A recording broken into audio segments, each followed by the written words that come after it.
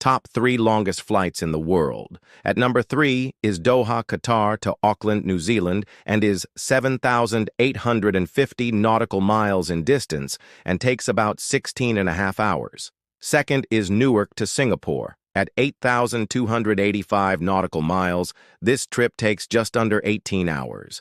But at number 1 is JFK to Singapore, and just 3 nautical miles longer than number 2, takes about 18 and a half hours.